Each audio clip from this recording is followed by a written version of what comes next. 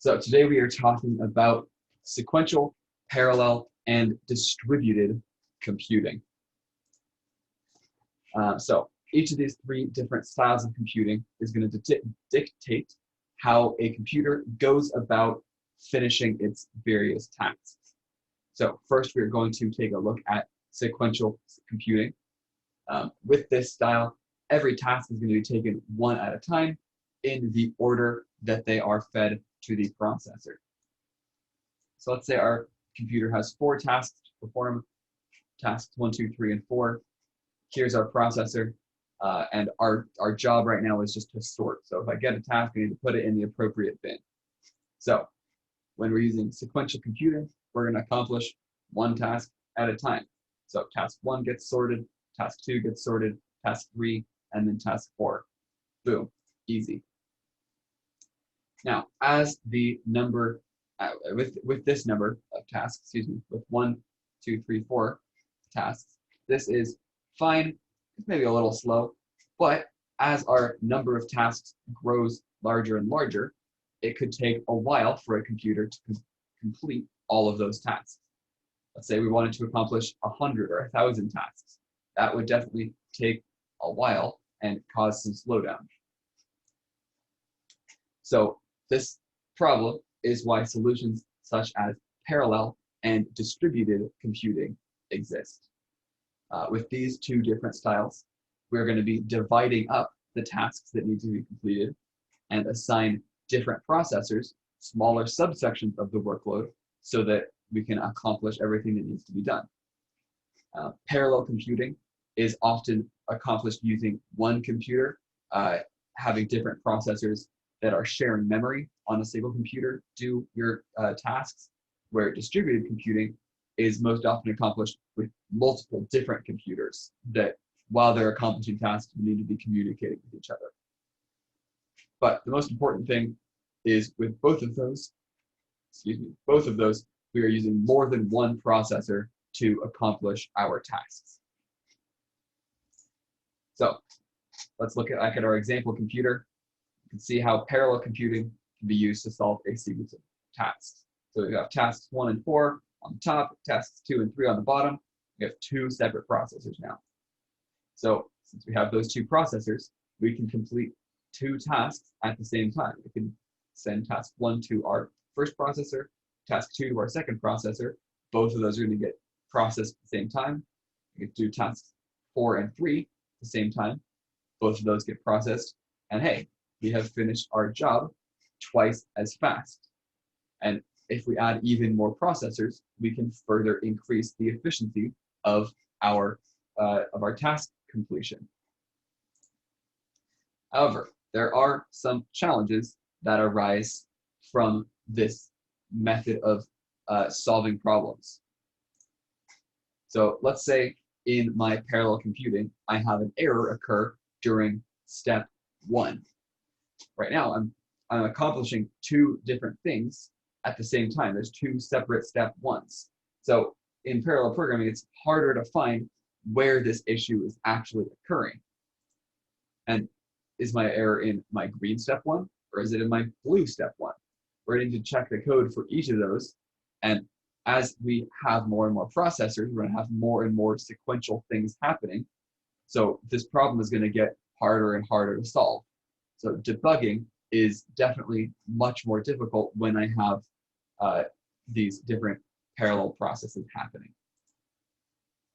And if we jump back to sequential programming, it's much easier to locate errors because only one task is being accomplished at a time. So if I have an error in step 1, I know exactly which step is being, or which task is being finished at that time, because that's the only one that can be executed at that point. Another possible complication with using parallel computing is it's fairly complex to set up.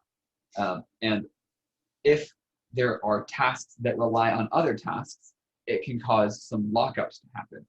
So if I have task 1A and task 1B, and then task 2B and task 2A, so 1B requires that 1A be finished before it can go. So 1B can't go to its processor until 1A is finished, So we run 1A, and then we could run 1B, but now task 2B is locked behind task 2A, and that one can't run until task 1B is finished. So 1B finishes, now 2A can finish, and finally 2B can run. In this scenario, admittedly, this is a worst case possible scenario, but parallel computing didn't increase the efficiency at all. Our tasks still ran one at a time, even though we still had two processors. So we still went 1, 2, 3, 4 in sequential order, rather than having multiple tasks be able to be completed simultaneously. So since adding additional processors to a computer is usually going to increase the expense of that system, in this scenario, we would have a higher cost of computing with no benefit at all. We would not gain anything from our extra processing power, which, we want to see usually proportional gains to the expenditure. We look at some compares and contrasts between sequential and parallel programming. Sequential programming is usually going to be slower, and it completes our tasks one at a time in order, where parallel programming is usually going to be faster unless we have worst case scenarios like that, and it's able to complete multiple tasks at the same time, which is usually really good. Within sequential programming, though, it is easier to find bugs. It's much easier to problem solve with a sequential program rather than parallel programming. And we don't need to do any additional setup in order to make use of a sequential system. That one's it's very straightforward. It's going to do exactly its thing. We don't need to set it up at all. Where with parallel, in contrast, it's more difficult to locate where a bug might be occurring, in which step, which section of which step, all these different things. And it can be difficult to use and get set up so that it all is working like we want it to. So just some pros and cons of each of those. Now, distributed computing is very similar to parallel computing, except that instead of using only one computer, we are going to be using multiple. So let's say we have a huge number of tasks that we need to complete. We could try and build a supercomputer with a whole bunch of processing power, with lots of processors, but making a very expensive computer gets expensive very fast. If we want a very powerful computer, it is going to cost a lot of money. And there are also still limits to how fast a single computer is able to run, mostly because of the heat that we generate when we're running computers. So even if I have one super duper powerful computer, it might not be able to accomplish all of my tasks as fast as I want, or maybe not as fast as a group of regular strength computers. So this is technically still parallel computing because we're using more than one processor, but there are a variety of benefits to having a distributed system rather than a singular super powerful one. So let's say we have 3 computers solving tasks, and let's say one of them loses power, it goes kaput and can't keep processing. We can just reroute those tasks that were assigned to that computer to a different one that is still working. And we've lost a bit of efficiency from our previous, but we are still more efficient than if we only had a single device. Distributed computing like this has redundancy built in, just like when we were talking about routers on the internet. If one goes down, our whole system isn't going to fail.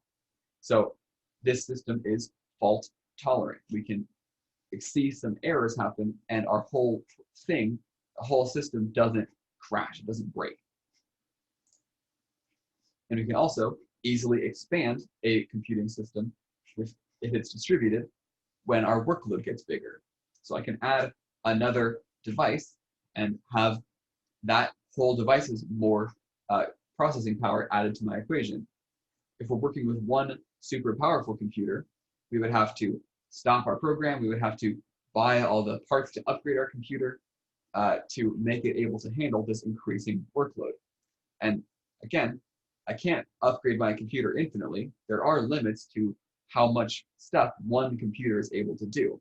So this is going to possibly be more expensive and less time efficient than just running a distributed system.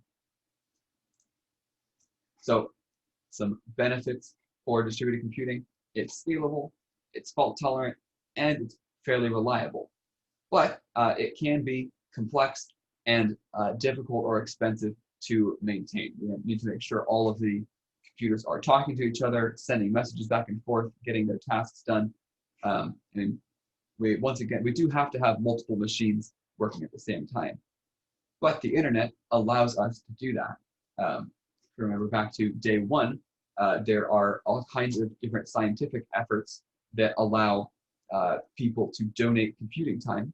So they let these scientific researchers use their computers to run simulations. So that is a huge distributed computing system where scientists are running simulations on computers all over the world that are all connected to the internet so that they can solve a variety of different scientific problems. All right, and there's our very brief rundown of our 3 different computing styles. Any questions on any of that stuff? All make sense? Cool.